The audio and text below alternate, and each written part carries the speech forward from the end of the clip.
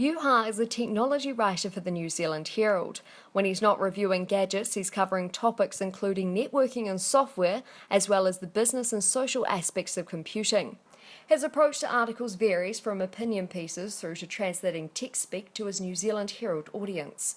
Today, Juha joins AUT journalism students to discuss his career.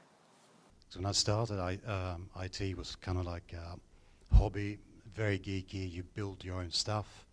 And you really needed to be very sort of hands-on and specialized in various things. The biggest difference is that IT is just part of general reporting.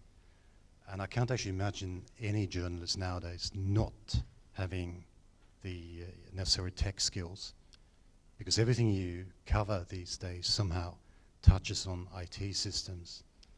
What's happened over the years is that tech has become evil. And by that, you might think that, well, how is technology evil? Because it is obviously just what we make of it. But it has become a tool for evil. Last year was particularly bad, obviously, with the US election and the fake news. Mass surveillance. It's been aggressive when it comes to gender equality.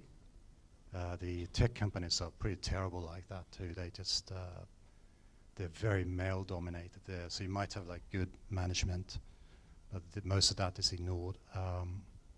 There's no sort of restrictions when it comes to tech, and you can kind of see what happens there too, that obviously goes to some people's heads, and without ethics, morals, anything like that, it just gets abused.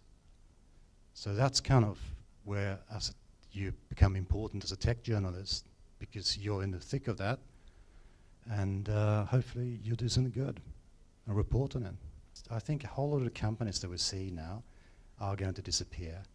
I'm not even sure if Apple will be around. I think Apple probably has the best chance of being around, because somehow the other day they've survived some absolutely horrendous mistakes and missteps, so they might survive that well.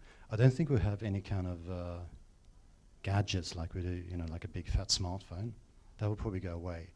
And we will have like body sensors and probably some sort of retina projectors, because the closer you can get, the lower latency you have, and that enhances the experience. It sounds terrible, doesn't it? So I think we're going to integrate ourselves with technology. We do need to start talking about that as well, like how do we build in ethics, morals, just some sort of idea about that. And privacy, I think, probably too, in code. So not just sort of assume that because the information is there, it's good to process it and do whatever you like with it. And that's a real big problem in Silicon Valley. So you got all these billionaires, very powerful people. I think Uber, if you look at what Uber's doing at the moment and the trouble they're in, because there's just total lack of any kind of thinking there that, maybe we shouldn't threaten journalists, maybe we shouldn't bully female engineers out of a job and that kind of stuff, because it really didn't occur to them at all. So that's kind of our future. These sort of almost lawless multinational companies don't pay tax. What's up with that? They don't pay tax. It's terrible. And they sort of sit above us, and they don't talk to us. They don't talk to us directly.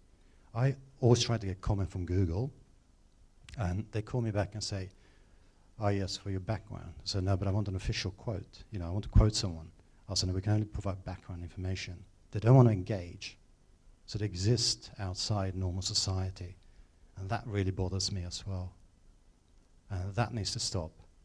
I mean, there's just, we just can't have lots of huge billion-dollar companies that sort of exist outside society. Because that's kind of your job, to sort of translate tech and things to normal people, and not to sort of alienate them from that, because it is something really important. I mean, we can't really function in society anymore without an internet connection. So it's become a basic need.